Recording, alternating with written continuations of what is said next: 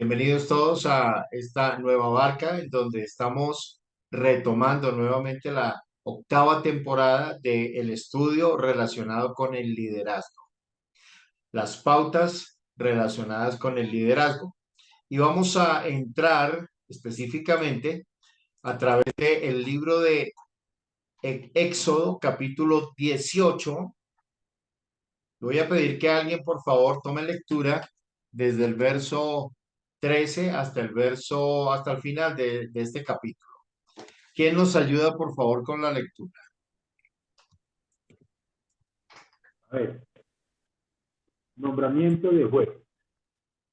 Aconteció que al día siguiente se sentó Moisés a juzgar al pueblo. Un aplauso a Dios en esta noche, que es el invitado principal. Perdón, ¡Sí, señor! ¿Qué pasó acá?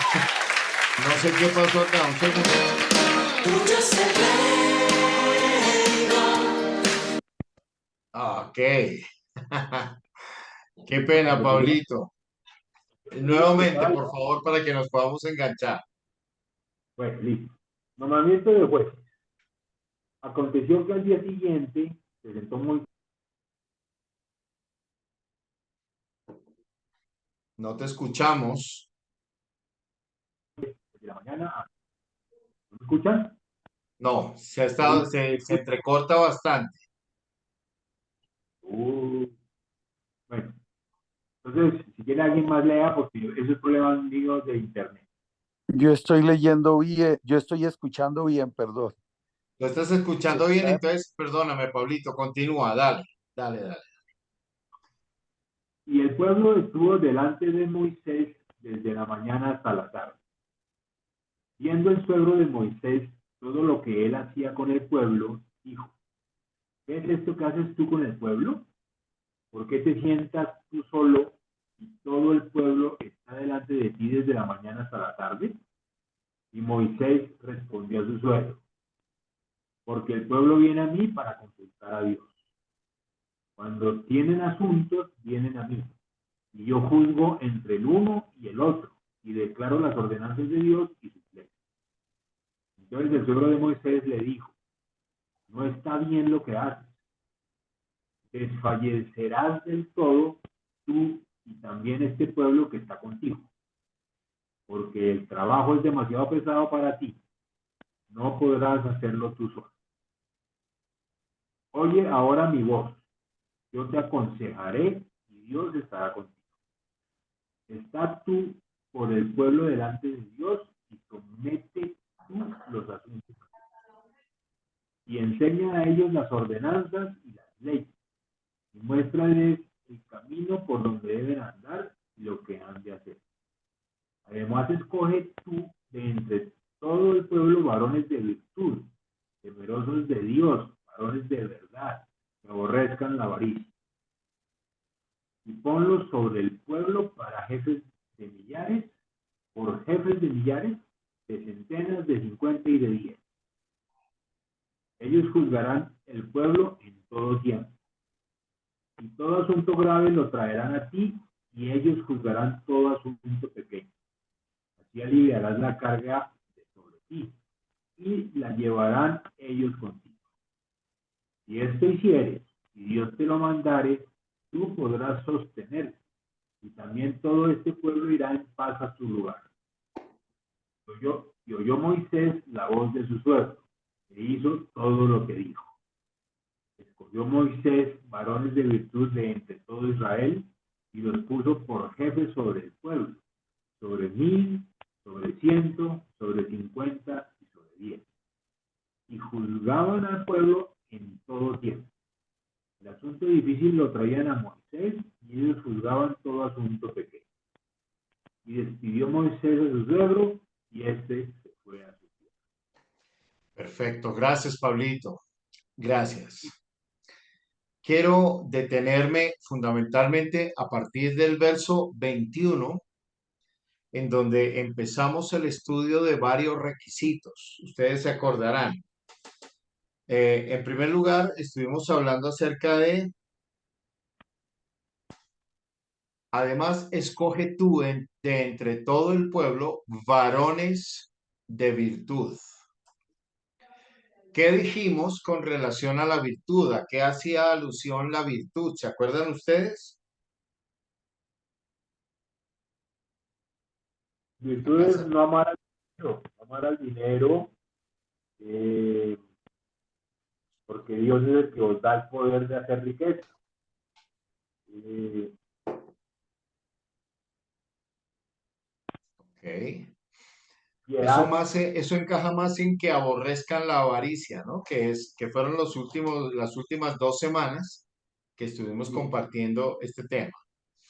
Recuerden que varones de virtud, la virtud fundamentalmente en las escrituras, la Biblia dice, eh, por esto mismo, añadid a vuestra fe virtud, a la virtud conocimiento, al conocimiento dominio propio, al dominio propio paciencia, a la paciencia piedad, a la piedad afecto fraternal, al afecto fraternal amor.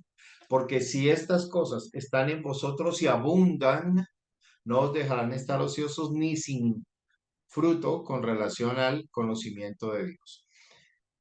La virtud básicamente es lo que habla acerca de una vida transformada, personas transformadas. No escojas, en otras palabras, cuando Jetro, el suegro de Moisés, le aconseja a Moisés, escoge de entre todo el pueblo varones de cambio, que hayan cambiado, que hayan sido transformados. Lo que le está diciendo es, no gente que llegó al Señor y como venían se quedaron y siguieron exactamente iguales, sino personas que realmente al momento de acercarse a Dios, ese acercamiento a Dios produjo necesariamente un cambio, produjo necesariamente una transformación. Y fíjense ustedes que todo es el resultado de un proceso. No se estaba pidiendo que fueran personas, es decir, cuando hablamos de la virtud no estamos diciéndole a la persona, mira, tú tienes que estar en el metro de Dios en 99, no porque eso es una utopía, pero lo que estamos diciendo es que una persona cuando se acerca a Dios, su vida empieza necesariamente a transformarse. Empiezas a cambiar tu manera de pensar, tu manera de ver las cosas, tu manera de ah, relacionarte con otros. La percepción cambia en un montón de cosas. Tu relación con Dios hace necesariamente que cambios y transformaciones se generen. Así que el primer consejo que Jetro le da a Moisés es, escoge personas que hayan sido cambiadas, no los mismos de antes con las mismas de antes. Eso no sirve. Personas que cometían unas embarradas en el pasado y que vengan también hoy en día a seguir cometiendo las mismas embarradas, realmente no es el modelo de liderazgo respecto del cual Jetro le aconsejaba a Moisés. Elige un grupo de personas. Vas a escoger un grupo de jueces que también van a estar contigo, que te van a ayudar a sobrellevar la carga.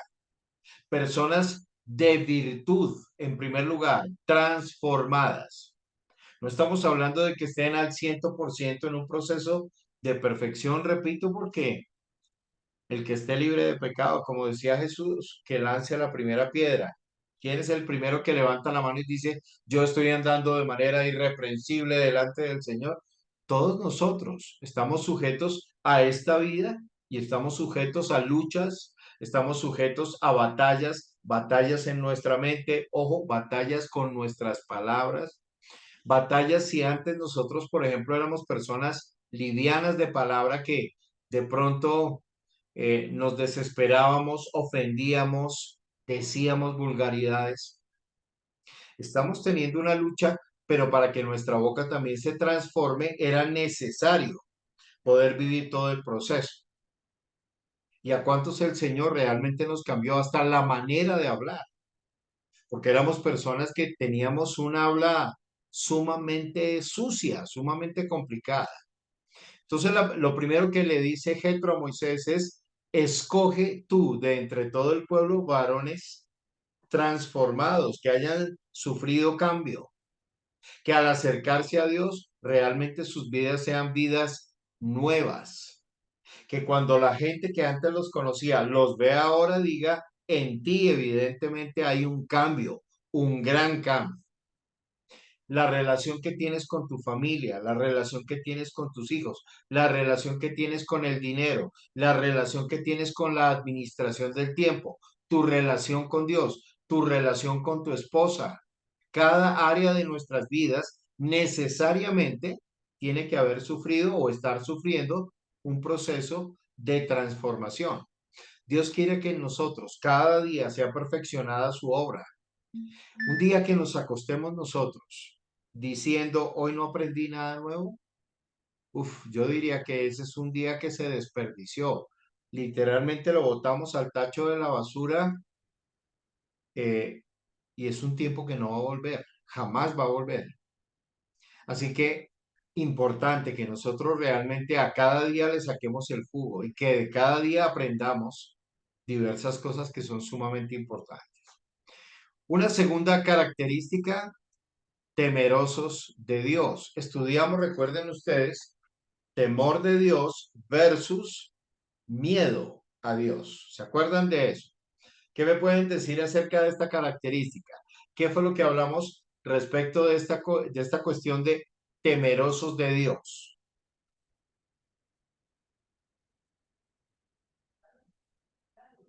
Con libertad, encienden el micrófono y comparten.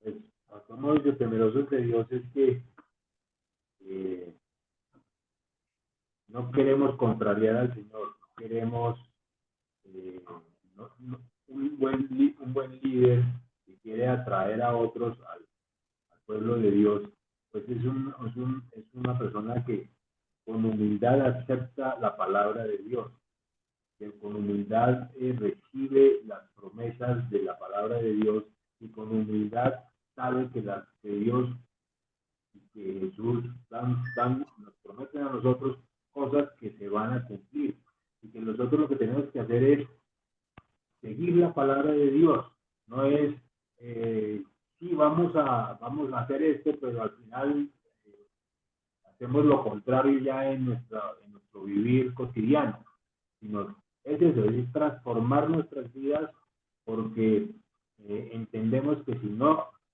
estamos con el Señor, si no llevamos al Señor en nuestro corazón, si no lo seguimos con fe, pues Él no, esas promesas y ese camino bello que vamos a recorrer agarrado de la mano de Él, no se va a hacer una realidad porque estamos incumpliendo con los preceptos y los mandamientos que su palabra dice y nosotros no somos temerosos. Ok, gracias, Pablito. Gracias.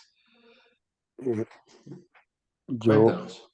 Ujú. yo, pues no sé, daría una opinión sin tener muy en cuenta lo que se habló en esa barca Ok, sobre el punto de temerosos de Dios.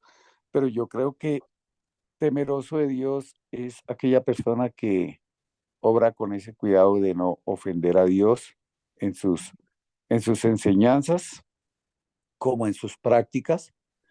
Eso es una persona que es temerosa de Dios porque teme ofender, teme contrariarlo o teme eh, en algún momento ser soberbio con la ley, independientemente, digamos, que una cosa es cuando se peca sin, sin tener esa confrontación, a cuando uno confronta y le pierde como ese respeto y ese temor a ofenderlo.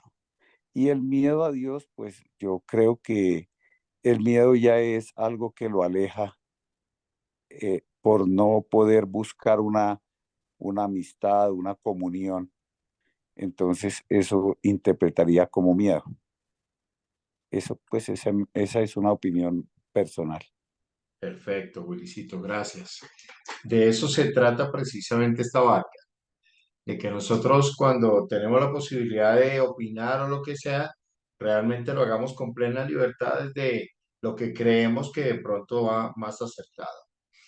Recuerden ustedes que eh, las autoridades, por ejemplo, nuestros padres, Nosotros a nuestros padres les teníamos respeto, les teníamos temor, especialmente a nuestro papá muchas veces, cuando tenía de pronto, venía de una formación en donde eh, el castigo era absolutamente duro para con sus hijos.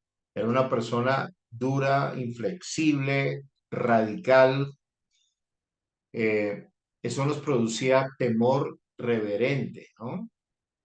Y recuerden ustedes lo que el Salmo 2:11 dice.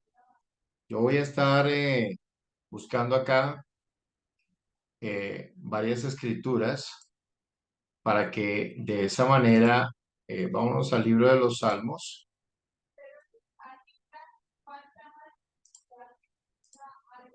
Salmo 2. El Salmo 2:11 nos dice, servid a Jehová con temor y alegraos con temblor. Noten ustedes eso. Nos dice que sirvamos a Dios con temor. Es decir, está hablando acerca de temor de Dios. Yo a Dios no lo puedo servir de cualquier manera, no es a mi manera, no es, es decir, trasciende, va muy por encima de lo que son los estándares humanos. Dios ha colocado, Dios ha arreglado perfectamente todos los parámetros que nosotros debemos seguir. Y para ello el mejor ejemplo que tú y yo tenemos para imitar es a Jesucristo. Dios se reveló a través de Jesucristo a nosotros. Y Jesucristo vivió un estilo de vida absolutamente modelo para que con base en ese estilo de vida nosotros aprendamos a ser mansos, a ser humildes, a ser misericordiosos, a ser compasivos. Nuestro servicio, ¿dónde se basó el servicio de Jesús?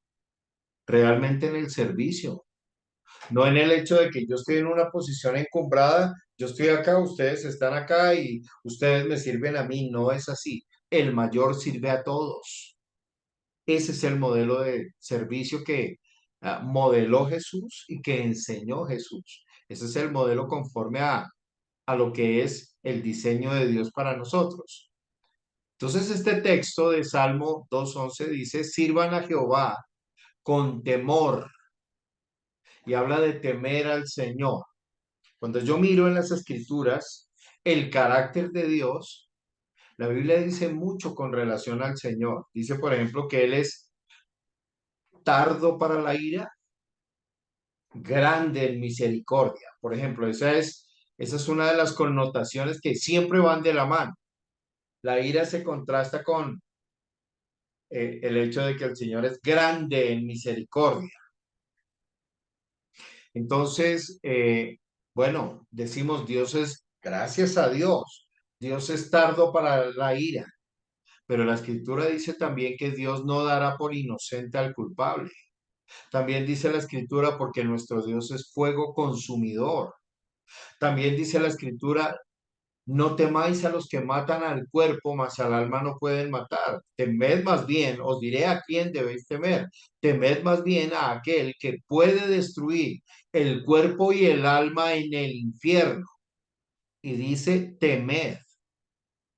También dice la escritura, horrenda cosa es caer en manos del Dios vivo. Todas estas son palabras como que básicamente nos están mostrando el carácter de Dios. Dios es un Dios celoso, Dios es un Dios justo, Dios es un Dios veraz, que ama la verdad y que ama, por supuesto, que ojo, que nos corrige. Vamos a ir por un momentico al libro de Hebreos. Hebreos en el capítulo 5. Y quiero que ustedes noten atentamente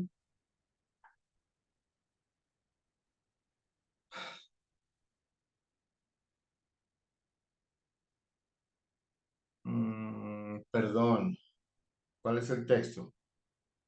Es Hebreos capítulo, sí, creo que es verso 5. No.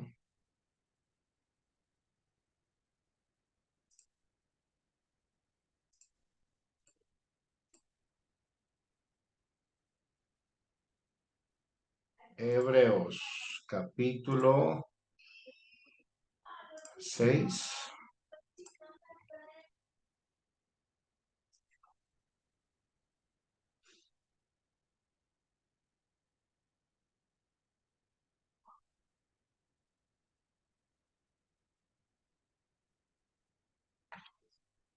Permítanme un segundito.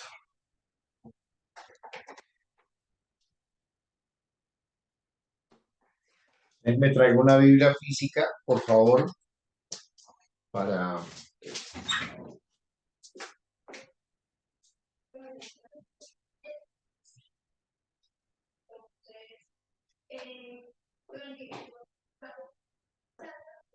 Este viernes.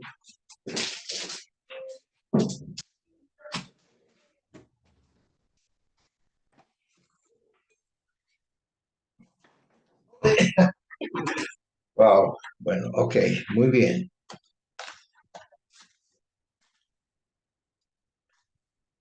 Hace ratísimo no cogía una Biblia física. Ok,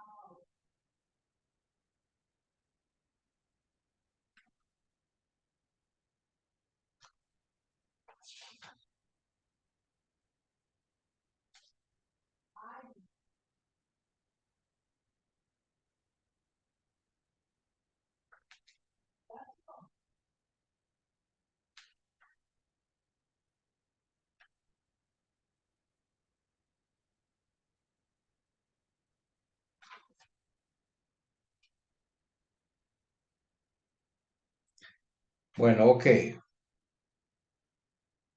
En el,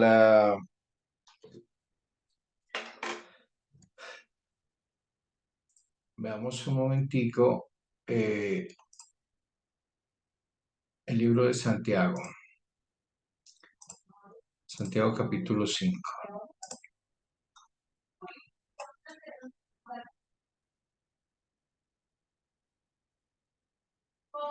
Mm,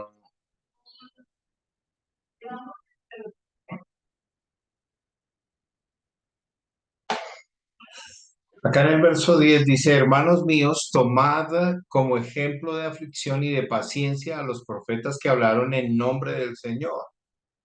Y aquí tenemos por bienaventurados a los que sufren. Habéis oído de la paciencia de Job y habéis visto el fin del Señor, que el Señor es muy misericordioso y compasivo. Pero sobre todo, hermanos míos, no juréis ni por el cielo, ni por la tierra, ni por ningún otro juramento, sino que vuestro sí sea sí y vuestro no sea no, para que no caigáis en condenación. Cuando nosotros hablamos acerca de temor de Dios, estamos hablando de que realmente estamos reconociendo la autoridad de Dios como Señor y Creador de todo lo que existe, visible o invisible. Pero además estamos diciendo, tú eres el Señor, la autoridad, tú eres el Adón sobre mi vida, Señor cuyo señorío no conoce límites. Cuando yo pongo en la perspectiva correcta, sé que los ojos, por ejemplo, del Señor están mirándome en todo momento, en todo tiempo, mirando mis pensamientos, mirando mis palabras, mirando mis acciones, mirando mis actitudes. La Biblia dice que en aquel día saldrá a luz toda cosa encubierta. Dice que lo que ha sido dicho en secreto saldrá a la luz y lo que ha sido declarado en lo más escondido de la recámara será conocido. Entonces, pues esto definitivamente de lo que habla es acerca del hecho de que ninguno de nosotros puede burlar a Dios. Ahora, quiero que vayamos un minutico al libro de Gálatas, capítulo 6. Aquí en Gálatas capítulo 6, la escritura dice, el que es enseñado en la palabra haga partícipe de toda cosa buena al que lo instruye. No os engañéis, Dios no puede ser burlado, pues todo lo que el hombre sembrare, eso también segará. Porque el que siembra para su carne, de la carne segará corrupción, mas el que siembra para el espíritu, del espíritu segará vida eterna. Y para mí remata con un moño maravilloso en el verso 9. No nos cansemos pues de hacer bien, porque a su tiempo segaremos si no desmayamos. Y el verso 10 es glorioso. Así que según tengamos oportunidad, hagamos bien a todos y mayormente a los de la familia de la fe. Que no se engañe el hombre. Dios no puede ser burlado. Eso lo dice el verso 7. Dios no puede ser burlado. Todo lo que el hombre siembra, eso va a cosechar. Entonces, cuando yo me acerco, conozco a Dios, me doy cuenta del carácter que tiene Dios, un carácter de irreprensibilidad, de santidad, de justicia, de veracidad. Eso provoca en mí una respuesta a Dios, y esa respuesta a Dios es temor de Dios. No peco porque no le quiero ofender, pero además no le quiero fallar. A mí me encantan las palabras de José cuando la esposa de Potifar toma a José por la ropa y le dice, duerme conmigo. Y José le dice, no voy a dormir contigo, porque en primer lugar, eh, no quiero fallarle a mi Señor. El Señor me está viendo. Y aunque nadie más nos vea, hay alguien que sí lo está viendo y que sí lo va a saber. Y no le quiero fallar a mi Señor. Además, tu amo me ha puesto tu esposo me ha puesto como administrador de todo lo que tiene, todo lo ha puesto en mi mano, excepto tú, que eres su mujer. ¿Cómo podría yo fallarle a él de esa manera tan grave y a la vez fallarle a mi Dios? Y se mantuvo firme, no lo haré. Por eso tuvo que ir a la cárcel, sí, pero de la cárcel saltó a convertirse en primer ministro de Egipto, siendo judío. Entonces, cuando nosotros realmente miramos temor de Dios, y regresemos por un momento a Éxodo capítulo 18, cuando Jetro le dice a Moisés que escoja varones, en primer lugar, de virtud, en segundo lugar, temerosos de Dios, Está hablándole, también Proverbios, Salomón dice en Proverbios que el principio de la sabiduría es el temor de Dios. Tú y yo realmente aprendemos sabiduría temiendo a Dios. ¿Cuál es la sabiduría? ¿En qué se diferencia la sabiduría del conocimiento? Hay gente que tiene mucho conocimiento de muchas cosas, pero la pregunta es, por ejemplo, Jairito que está acá en sala, él tiene mucho conocimiento acerca de motores, acerca de eh, la parte de suspensión del carro, la caja, bueno, todas las piezas del motor. Él conoce muchas cosas, pero podemos llegar a decir que Jairito es sabio en cuanto al conocimiento de mecánica. Pues probablemente sí. ¿Saben por qué? Porque sabiduría es conocimiento aplicado. La sabiduría lo que me da a mí es básicamente, yo por ejemplo, no debo, o yo por ejemplo, no voy a destruir mi vida consumiendo drogas, alcohol, tabaco, etcétera, etcétera, con una vida de excesos, porque simplemente, por ejemplo, aprendo de los espejos que el Señor coloca en mi vida, que me permite ver cómo la droga ha destruido familias, cómo la droga ha destruido generaciones, cómo la droga ha destruido a personas y las ha consumido de una forma impresionante. Yo no debo aprender solamente por vivencias personales, sino que también puedo aprender observando los resultados que produce cada cosa en la vida de otros. Eso es también sabiduría. Es poder ver claramente cómo son las cosas y tomar una determinación de permanecer fiel y firme al Señor. Entonces, varones temerosos de Dios implica, a mí me gustó lo que Willy nos decía, que son hombres que realmente reconocen a Dios, honran a Dios de una manera muy clara, porque lo reconocen además como autoridad. Y la diferencia mayúscula que existe entre el temor de Dios y el miedo es a que, evidentemente, como nos decía Gálatas, el apóstol Pablo decía que no os engañéis, Dios no puede ser burlado. Todo lo que el hombre sembrare, eso también cosechará. Evidentemente, eso es lo que va a pasar. Y eso sí debe producir temor y espanto. ¿Quién es el que puede destruir el cuerpo y el alma en el infierno? Es Dios. Es Dios, solamente Dios. El hombre destruye al cuerpo, pero hasta ahí llega. Pero Dios es el que realmente puede destruir el cuerpo y el alma en el infierno. Entonces, realmente acá importante esta segunda característica relacionada con el liderazgo, porque Jetro le está diciendo a Moisés, oye Moisés, todo el pueblo viene a ti para consultar a Dios, eso no está bien. En primer lugar, es demasiado pesada la carga para ti solo, no la podrás llevar y en segundo lugar, va a desfallecer el corazón de todo este pueblo, siempre haciendo las cosas de esta manera. Tú necesitas un equipo, necesitas una estrategia de gobierno y la estrategia de gobierno es que otros que estén capacitados, que no sean personas comunes y corrientes, personas que tengan su guardado, porque la siguiente,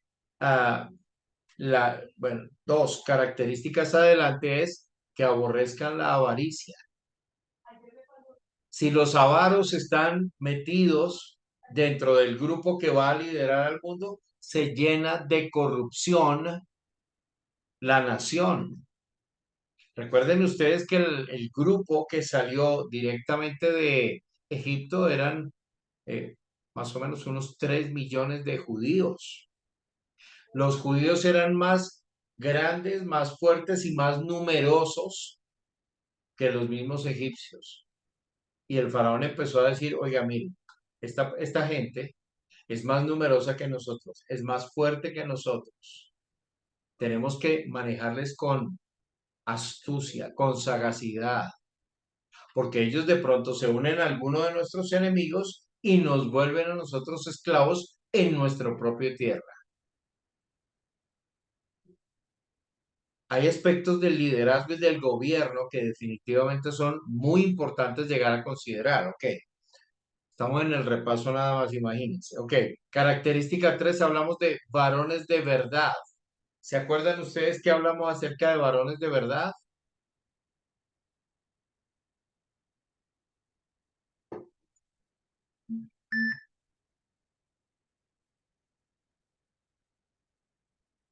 Mero, mero verdadero. ¿Qué dijimos acerca de varones de verdad?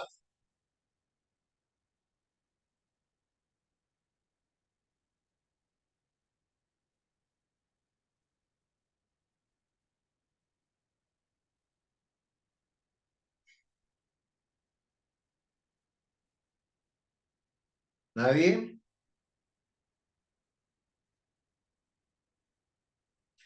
Varones de verdad, hablábamos acerca de varones de integridad. Verdaderos es que realmente se han demostrado en el campo de acción como personas fieles. Jesús dijo un principio muy importante. Él decía, porque al que mucho se le perdona, mucho ama. Y esto tiene un trasfondo muy fuerte. Cuando nosotros entendemos claramente de dónde nos sacó el Señor, de dónde nos tomó, allí en ese momento nuestro corazón sufre una transformación importante. ¿Por qué? Porque ya nosotros vamos a empezar a querer caminar en obediencia a Dios, a su palabra, a sus mandamientos. Vamos a relacionarnos con el pueblo del Señor y con la gente con la que diariamente departimos, trabajamos, etcétera, etcétera. Pero nuestra vida va a empezar a mostrar, como decía el muy célebre Juan el Bautista, frutos dignos de arrepentimiento. Entonces, varones de verdad implica fundamentalmente que nosotros vivimos en integridad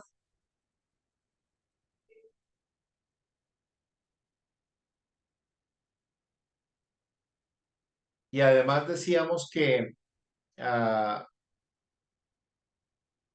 la integridad fundamentalmente también tiene una directa relación con aquella característica de la cual hablamos en los encuentros de varones, la característica de irreprensible, del varones de hombre que verdad. quiere obispado, Señor, parecidas a las características del hombre que quiere obispado.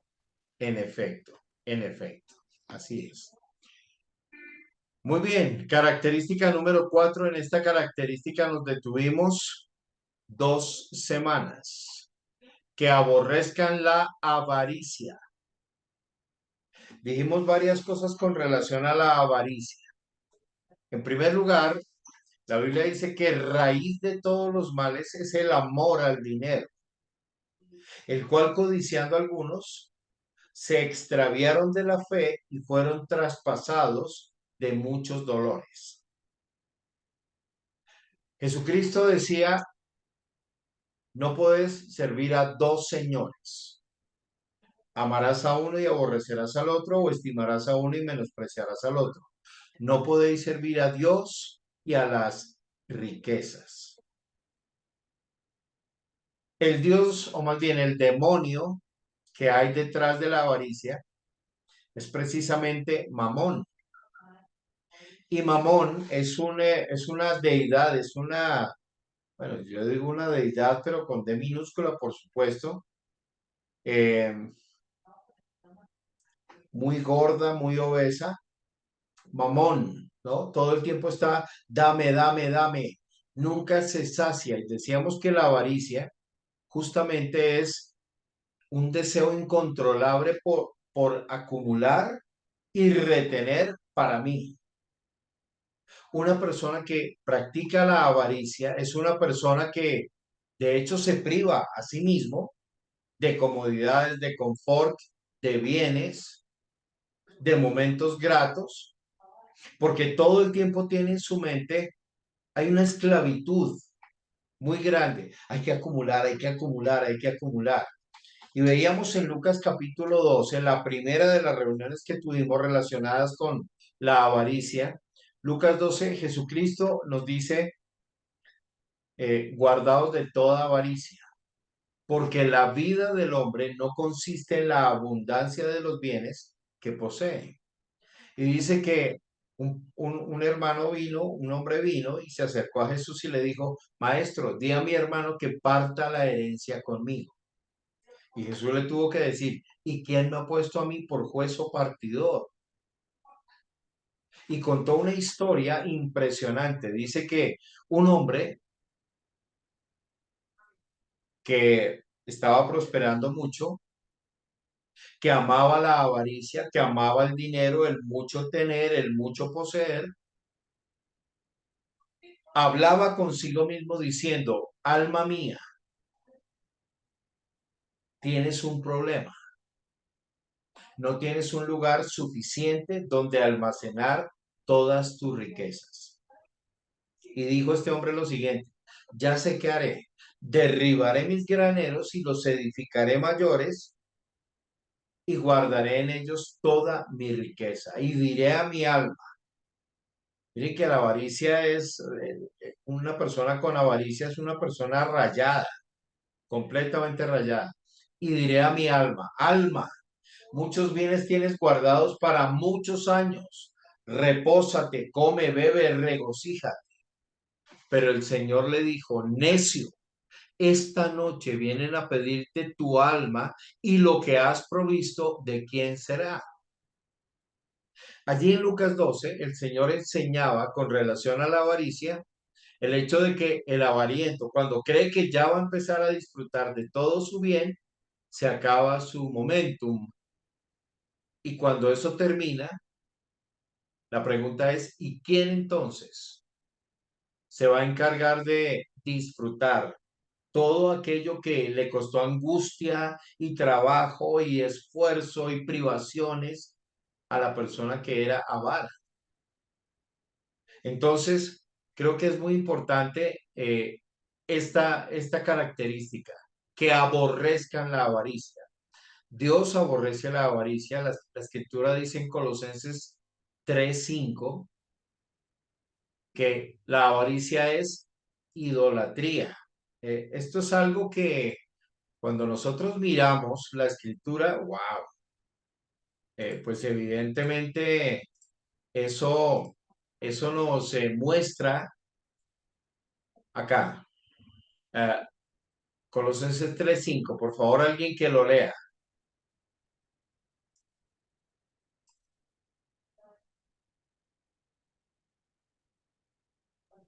Voy. Ay, dale.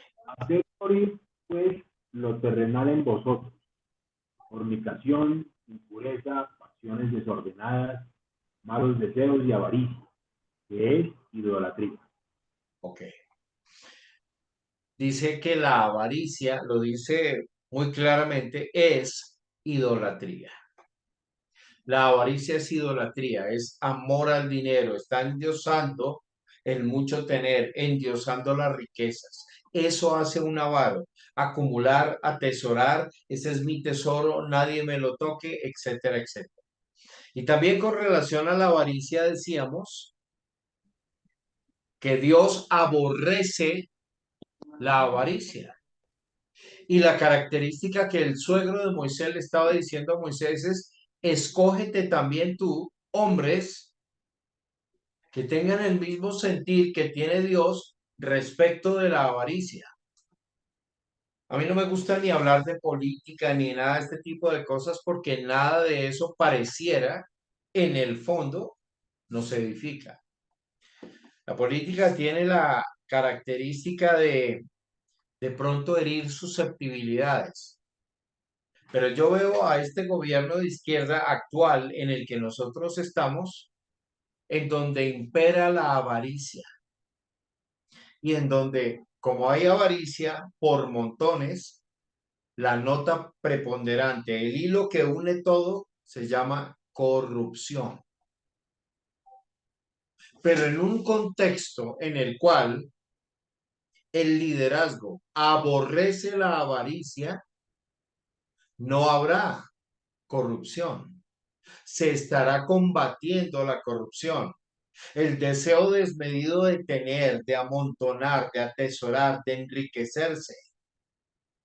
Veíamos algunos textos relacionados con eh, no procures enriquecerte, mejor desiste, dice el salmista, porque jamás, ¿no? Amando las riquezas, vas a conseguir verdaderas riquezas. Entonces, realmente es muy grande lo que la escritura muestra con relación a la avaricia, pero fundamentalmente es el hecho de que eh, avaricia e idolatría son básicamente lo mismo, y así como Dios aborrece a la idolatría, aborrece también a la avaricia.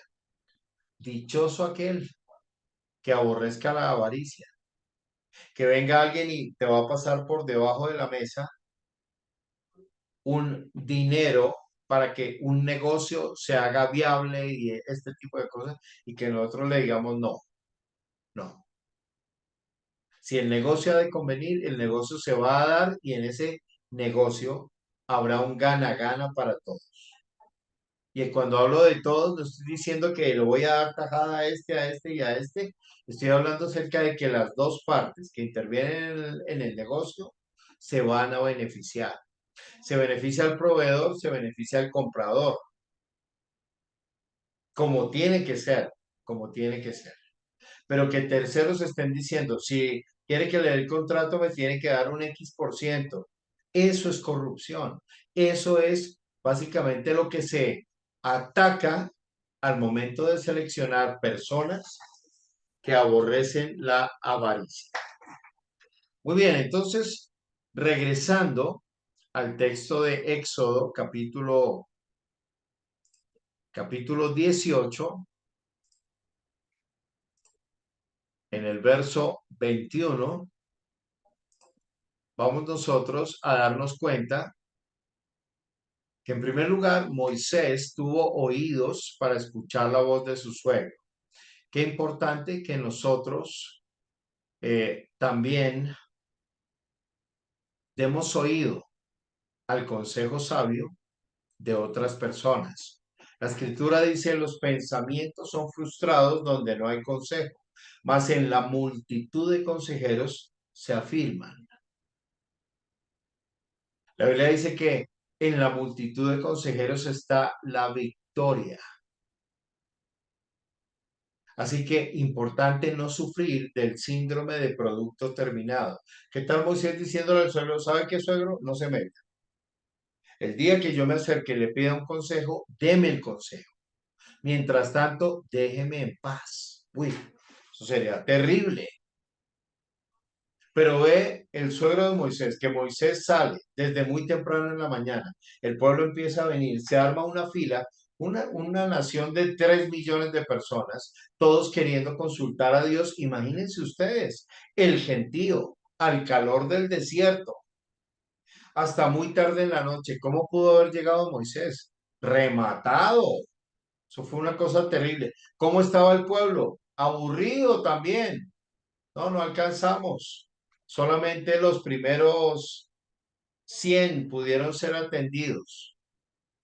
Si le fue bien, pues eso fue algo. Pero ¿cómo debió haber llegado Moisés? Rendido, absolutamente rematado.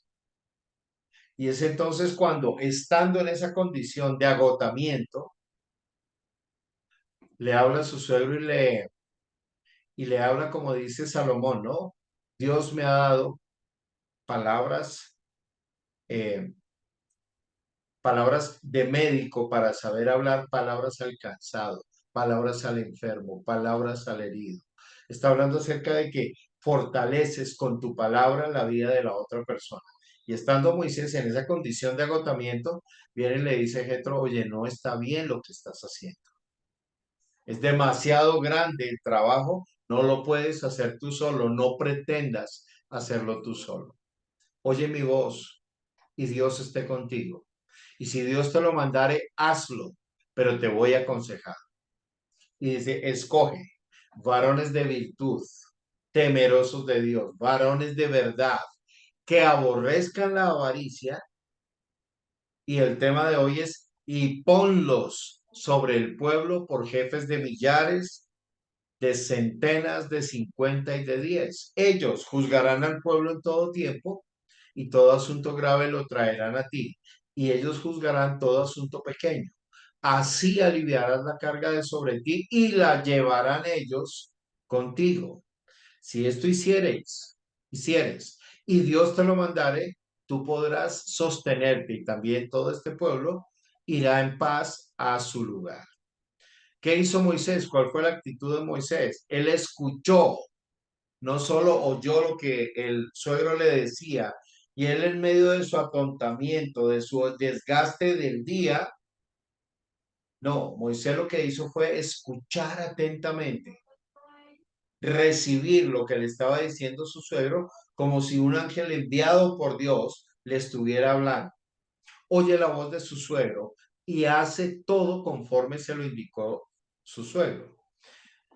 ¿Y qué dice el verso 25? Escogió Moisés varones de virtud de entre todo Israel y los puso por jefes sobre el pueblo, sobre 1000, sobre 100, sobre 50 y sobre 10. Y juzgaban al pueblo en todo tiempo. El asunto difícil lo traían a Moisés y ellos juzgaban todo asunto pequeño. Cuando nosotros hablamos acerca de lo que nos dice el verso 22, no, perdón. Sí, verso 22. Ellos juzgarán al pueblo en todo tiempo y todo asunto grave lo traerán a ti y ellos juzgarán todo asunto pequeño. Así aliviarás la carga de sobre ti y la llevarán ellos contigo. Dios es partidario siempre del trabajo en equipo. Siempre el propósito de Dios ha sido que trabajemos en equipo, que no sea un superhombre, super Moisés, super David, super San Pablo, super Jesús, no. Que sea un hombre solo el que haga todo, no, ese no es el plan de Dios. El plan de Dios es que aprendamos a trabajar nosotros todos en equipo.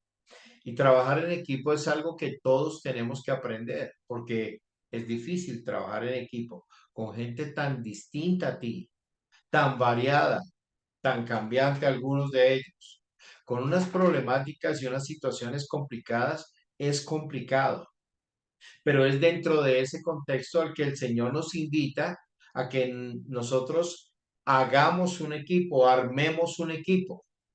¿Qué personas, yo te pregunto, dentro del liderazgo que tú desarrollas, te gustaría tener a ti a tu lado? ¿Qué clase de personas te gustaría tener a tu lado? Porque a mí me gustaría tener a personas como las describe Jetro en el verso 21. Varones de virtud, temerosos de Dios, varones de verdad, que aborrezcan la avaricia. Si yo pudiera tener dentro de mi equipo, tener el lujo de escoger a quienes quiero tener al lado, yo quiero tener gente así. Quiero tener gente que está a mi lado, a la que yo le puedo confiar cualquier responsabilidad y la van a cumplir. Hasta donde les llegue el agua, la van a cumplir. Tienen una identificación, tienen unidad, tienen unción inclusive para el trabajo, para hacer equipo, para traer soluciones, para aportar, son gente propositiva. Eso es importante, importante, que nosotros integremos a gente adecuada a nuestros equipos. Generar trabajo para otros es una bendición, gloria al Señor por eso, pero también poder traer a gente clave a que trabaje contigo, eso todavía es más importante aún, porque la gente clave multiplica, multiplica. Y creo que ese es el factor más importante que nosotros debemos tener presente siempre cuando hablamos relacionado al liderazgo. Bueno, muy bien, nos toca dejar el tema ahí hoy.